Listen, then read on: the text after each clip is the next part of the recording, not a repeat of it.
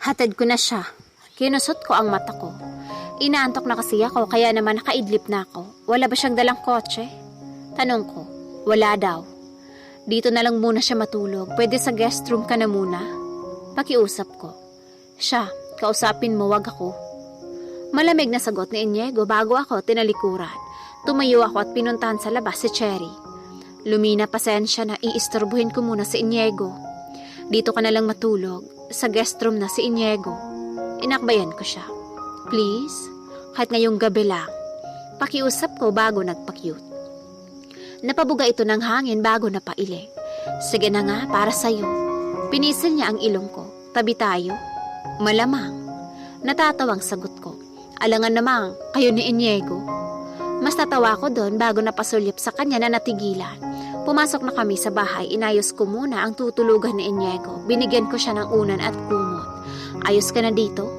Pasensya na, ngayon lang to, promise. Nahihiyang sabi ko. Labas na. Good night, sugar daddy, sweet dreams. Madahan kong isinara ang pinto bago masayang bumalik kay Cherry. Anong tinititigan mo dyan? Natatawang tanong ko. Etong mga cute na stickers, hulaan ko. Napaisip si Cherry. Ikaw may pakana nito, no? Buti, hindi kayo nagtalo ni Iniego kasi ayaw niya sa mga ganito eh. Napakunot ang noo ko. Paano mo nalaman? Ano ka ba? Tinapik niya ako sa braso. Ikaw din naman nagsabi sa akin ah. Ako ba? Napakamot ako sa ulo. Hindi ko natanda. Natatawang sagot ko. Nagtalo kami kasi nga ayaw pa niya akong bilhan. Panimula ang kwento ko. Sanay na ako, palagi naman kaming hindi magkasundo ni Iniego. At alam mo bang nagagalit siya sa bagong kapitbahay naming si Jello?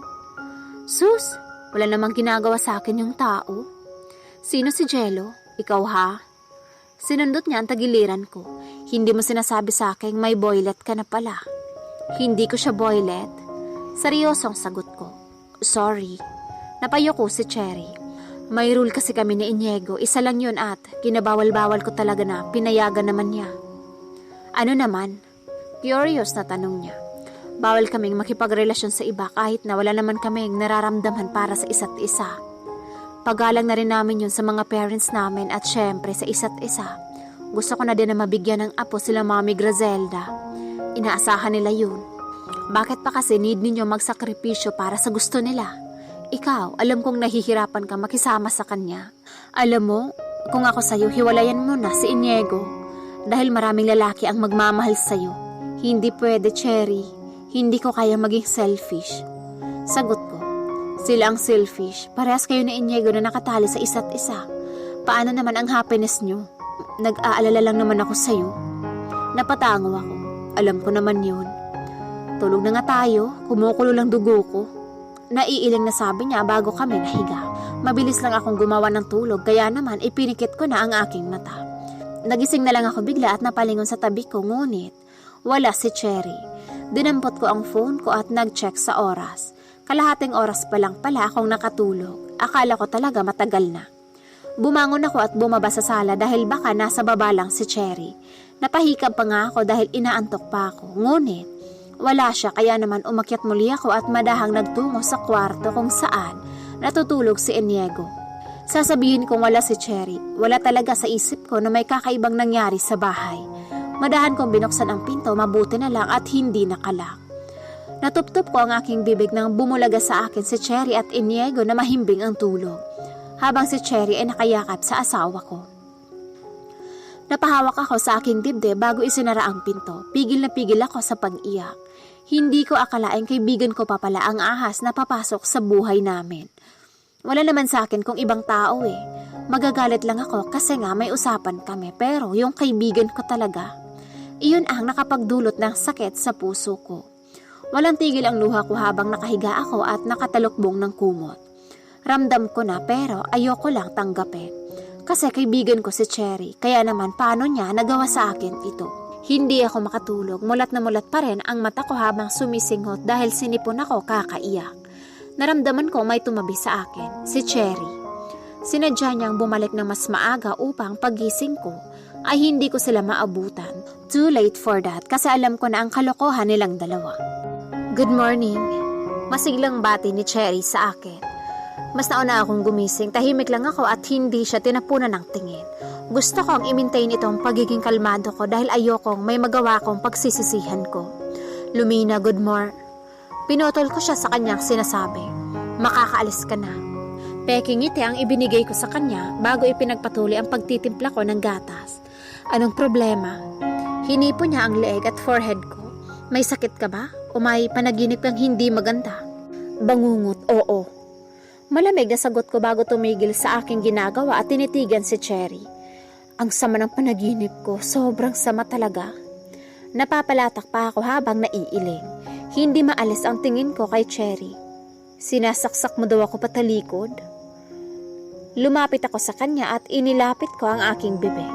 Ahas ka ba? Naniga si Cherry mula sa kinatatayuan niya. Panaginip lang yun. It means hindi mangyayari sa tunay na buhay, okay? Alisin mo na sa isip mo yan. Okay. Tanging sagot ko bago siya tinalikuran. May kinuha akong sandwich sa refrigerator. Ginawa ko kagabi, initin ko na lang. Hindi ka pa aalis? Muling tanong ko. Wala akong car. Nahihiyang sagot niya bago napalingon sa hagdan dahil kay Iniego na pababa na. Sasabay na lang sana ako kay Iniego. Dagdag pa niya. Nakapunta ka nga dito, di ba? Magtiis ka, lumakad ka, Cherry, pwede naman. Aanhin mo yung paa mo kung hindi mo naman gagamitin. Lumina! Tawag ni Iniego sa akin kaya naman napalingon ako dito. Kailan ka pa naging ganyan sa kaibigan mo? Napangisi ako at napailing na lamang. Gusto mong juice? Tanong ko at kumuha sa refrigerator. Here. Ibinuhos ko ito sa ulo ni Cherry. Sorry, sadya ko. Pakunwaring nagulat pa ako. Para naman mahimasmasan ka. Para kasi natutulog ka eh. Gising na ba ang diwa mo? Sige na, labas na. Tinuro ko ang front door. Ano bang problema mo? Napasigaw na si Cherry. Hindi kita magets, Lumina. Bakit ka ganyan sa akin ngayon? Maayos naman tayo kagabi eh. At talagang nagtataka pa siya. Sinabuyan ko siya ng tubig na kinuha ko. Ang alam ko sa mga ahas na sa zoo or forest. Pero bakit ikaw nandito sa bahay namin? Hindi ka bagay sa bayan, Cherry. Lumina, ayos ka lang? Lumina. Bumalik ako sa aking diwa dahil sa sigaw ni Cherry. Good morning, sabi ko. Pag-uulit niya. Kung saan-saan na pala napadpad ang isip ko. Napabuntong hininga ako bago pilit na ngumiti. Morning. Balik na bati ko. Hindi ko kayang sabihin na alam ko na ang ginagawa nila. Naunahan ako ng duwag eh. Ano ka? Takang tanong niya nang akmang lalabas na ako sa kusina. Iihi lang.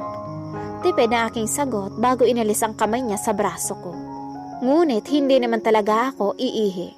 Dumiretso na akong lumabas ng bahay kahit nakapadyama lang ako, wala akong pake. Wala sa sariling sumakay ako ng taxi, hindi talaga matanggap ng kalooban ko na may relasyon silang dalawa. Bakit kaibigan ko pa kung marami namang iba? Sana kung hindi talaga niya kayang pigilan ang tawag ng laman ay iba na lang ang pinatulan niya.